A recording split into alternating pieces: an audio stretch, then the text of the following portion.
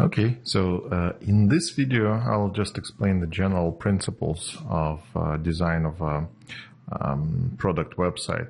We're talking mostly about website that has one product or one service sold on it, mostly oriented for like one thing, not the big shopping cart.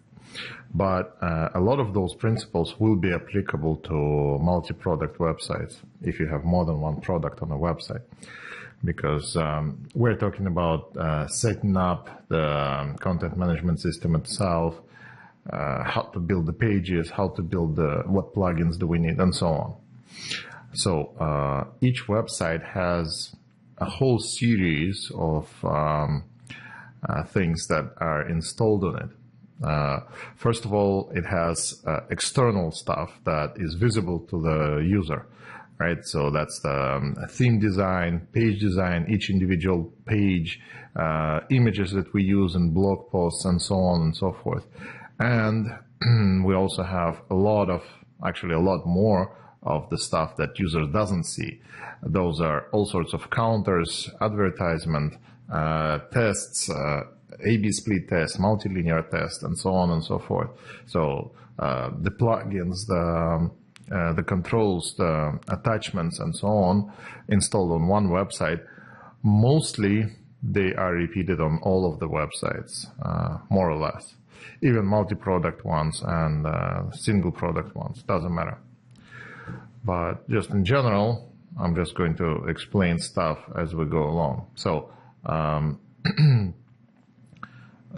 all of the product websites, they are separated into promotion principles and building principles, right? And for building principles, we obviously have the pages and we also have the plugins, right? So the pages, right?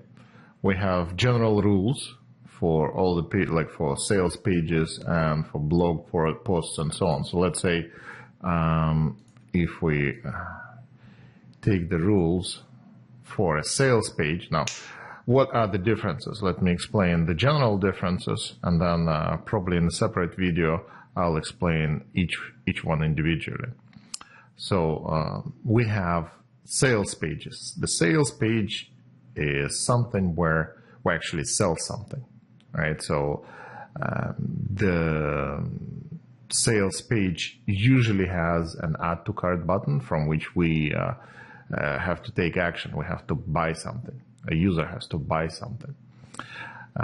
Blog or article page, obviously it's just an article, but even that has some call to action in the end. There's some button or some link or something in the end. We also have pop-ups. That's the pop-up that shows up when somebody goes into the page, right? It just pops up. And we have squeeze pages. Squeeze pages are basically squeezing the user for email. That's a page where we try to get him on our list. And I'll show you examples of that. And obviously we have the internal part. We're talking about plugins. What do we attach to this? And we have autoresponder. Autoresponder is a program that allows you to send emails automatically to your mailing list.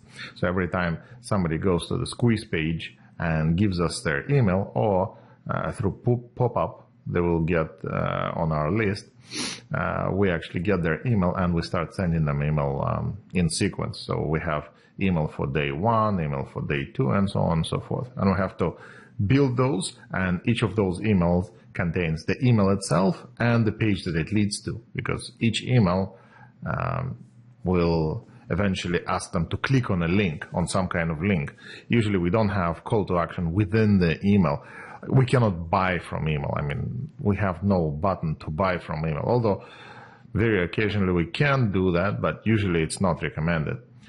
Most of the time inside the email, the call to action is to go visit the website, visit the web page. And that's it. And inside that page, obviously, you'll have to create the page itself. And the page itself is usually going to be either a sales page or a blog, some kind of blog post. Now, pages could be linked within the site or could be unlinked. meaning if you go to the website and you go through all the menus, you can eventually get to this page. That means that the page is linked. If anywhere you go, you cannot get to this page, then the page is unlinked. And those pages can only be reached directly by using link. Those pages are usually mainly used for advertisement. So I pay for clicks, for example, on Facebook, and somebody comes to this specific page that I pay for. And it's not visible from anywhere else. You cannot reach this page from anywhere else. Of course, there are internal pages and internal plugins, and those plugins are here in the list. Now, those are main plugins, right? There's a list of all the plugins that we usually and normally install. And of course, there will be additional plugins. So each and every site will have some differences, maybe one or two plugins that other websites do not have. Now, let's interrupt this video and I'll record another one separately.